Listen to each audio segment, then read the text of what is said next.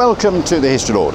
You join me here in Piccadilly on a lovely Tuesday morning, nice and quiet, well, apart from the traffic that is. But today we're talking about some of the oldest shops in London. And I've chosen 5 of the oldest shops in London in this area, so either in Piccadilly or down in St James's. And here is their brief story.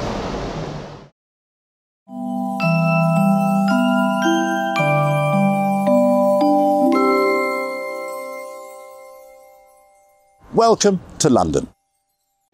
So the first shop we're going to talk about today is Hatchard's, and they are the oldest bookshop in the United Kingdom. They were founded in 1797, just a bit further behind me, up at number 173 Piccadilly, and they moved here, I think it was around about 1810 that they moved to their current premises, and they've been here ever since. The original premises at number 173 was actually demolished, and that made way for the Egyptian Hall to be built. It was in 1939 that Hatchard's was sold for the princely sum of £6,000 to, and I've got to remember his name, a chap called Clarence Hatchery. And he was actually released from prison. He was a convicted felon, and he turned the ailing business around, and I think it was in 1946, yes it was 46, he sold it to Verner Lorry Limited, who were a publishing firm. In more recent years it was acquired by Waterstones, and this is one of their flagship stores. Hatchard's has been next door to another old store, and that's even older than this one, and that's next door. You might recognise this one. We've done a video about Fortnum & Mason's before, but let's talk about Fortnum's. So we've come around the corner from Piccadilly into Duke Street, St James's, and we're going to be talking about Fortnum & Mason's. Now they are the oldest department store in the world. They were established in 1707, where William Fortnum, who was a footman for the court of Queen Anne, made or used his money that he made from selling candles from the royal court. Queen Anne insisted on having brand new candles every day, and so the stubs were given to William Fortnum, which he promptly sold off and made a little bit of money. He persuaded his friend and landlord Hugh Mason to join up, and they formed Fortnum & Mason's in that year. Over the years, Fortnum & Mason's become famous for other innovations. So for example, I think it was 1738, they developed the first Scotch egg.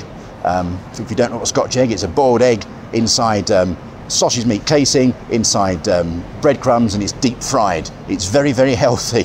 Not, but there you go. I think it was about 1886 as well, they bought the entire stock from H.J. Heinz, and this was the first company in England to sell Heinz baked beans as well. Over the years there have been a few takeovers, but they're now famous for their Fortnum & Mason's tea, which they send all over the world, and also the Fortnum & Mason hampers as well.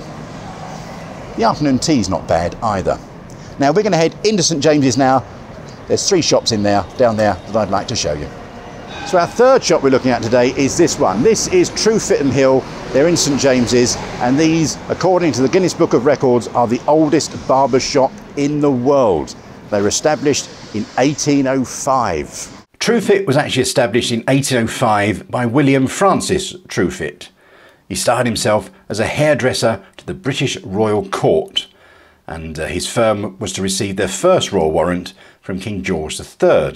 It was in 1911 that Edwin Hill set up a barber's shop on Old Bond Street, again rather near to the royal courts.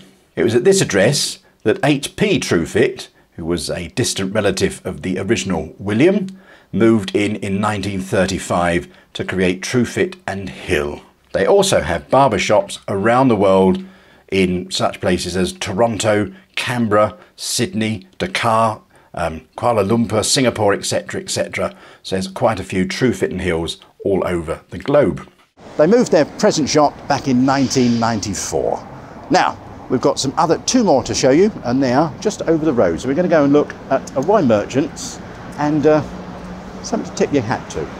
Now, if you've been a follower of this channel since the start, you may remember we did a little video all about this particular place, Pickering Place, which is the smallest square in London, and in particular the Texas Legation or Texas Embassy that used to be here.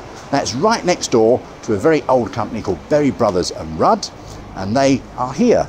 Now, this is a Grade 2 listed building, and they started trading here in 1698. They started out as coffee merchants and then moved on to other provisions such as spices and even snuff. But then over the years they became wine and spirits merchants, and that's what they are today. They are the oldest wine and spirits merchants in the UK.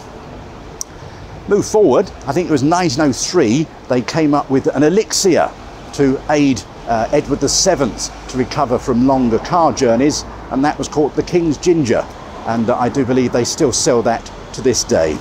Now we have saved the best to last, and that is the oldest shop in London, and that's just up there, and that is Lock & Company.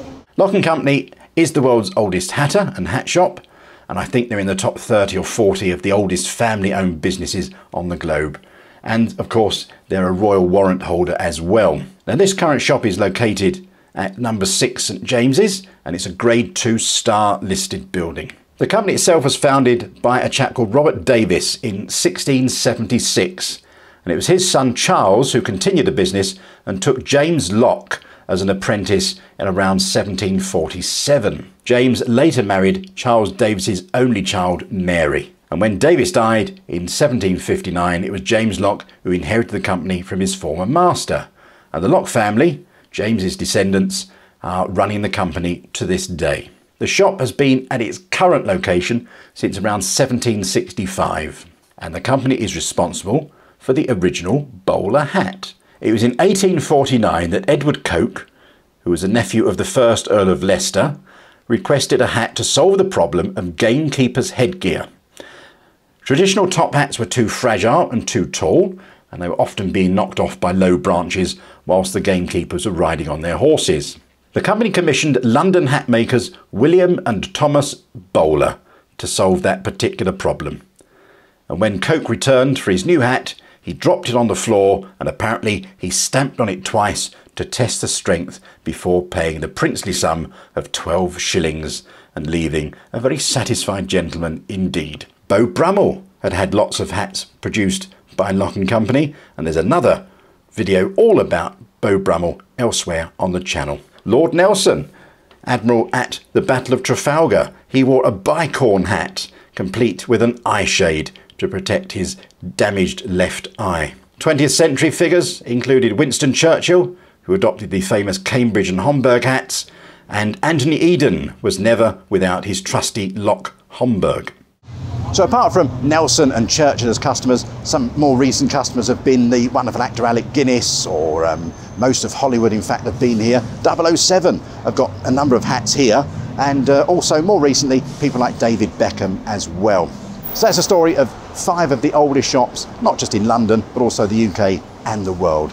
Thank you very much for watching. We do hope you enjoy these videos. And if you want to see what we do outside of these videos, please go to historylord.co.uk, see about one of my walking tours of London, or why not have a Google, Last Line Films. That's James's YouTube channel as well. He does podcasts and also talks to lots of comedians and very interesting people. Thanks for watching, and we'll see you very soon.